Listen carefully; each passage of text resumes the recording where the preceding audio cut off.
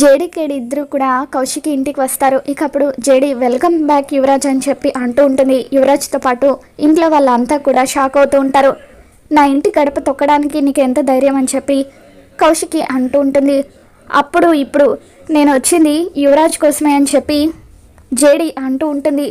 నా తమ్ముడిని అరెస్ట్ చేయడానికి నీకు ఎంత ధైర్యం? నా తమ్ముడు ఏ తప్పు చేయలేదు అని కౌశికి అంటూ ఉంటే, నేను ఇక్కడికి రావడానికి ఒక కారణం ఉంది కౌశికి గారు, అదేంటో చూపిస్తాను అని చెప్పి టీవీ ఆన్ చేసి మీడియాతో మాట్లాడుతున్న సూరి మామని దాత్రి చూపిస్తూ ఉంటుంది. మీడియాతో సూరి మాట్లాడుతూ, యువరాజ్ వల్ల నాకు ప్రాణహాని ఉంది, అతను నన్ను చంపాలని ప్రయత్నిస్తున్నారు, అతని నుండి పోలీసులు నన్ను కాపాడాలని నేను కోరుకుంటున్నాను అని చెప్పి సూరి మీడియాతో మాట్లాడడం అంతా కూడా కౌశికితో పాటు ఇంట్లో వాళ్ళంతా కూడా చూస్తూ ఉంటారు. నా తమ్ముడిని అరెస్ట్ చేయడానికి నేను ఒప్పుకోనని కౌశికి అంటూ ఉంటే, అడ్డొచ్చిన వాళ్ళను అరెస్ట్ చేసిన యువరాజ్ని తీసుకెళ్ళిపోతానని జేడీ అంటూ ఉంటుంది.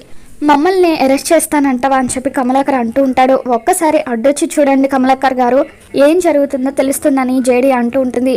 తర్వాత యువరాజ్ని బలవంతంగా జేడీ తీసుకెళ్ళిపోతూ ఉంటే అందరూ కూడా కార్కి అడ్డంగా కూర్చొని ఉంటారు.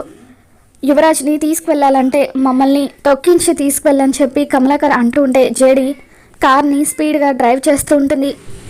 వైజయంతి కమలాకర్తో, ఏమయ్యో మరిది, ఈ తిక్కల్ది మనల్ని తొక్కించేస్తుంది అని చెప్పి భయపడుతూ అంటూ ఉంటే, ఇక అప్పుడు దాత్రి మాత్రం అందరినీ అలా తొక్కించేయడానికి సిద్ధపడుతూ ఉంటే, వద్దు జేడీ అని చెప్పి యువరాజ్ బతిమలాడుతూ ఉంటాడు.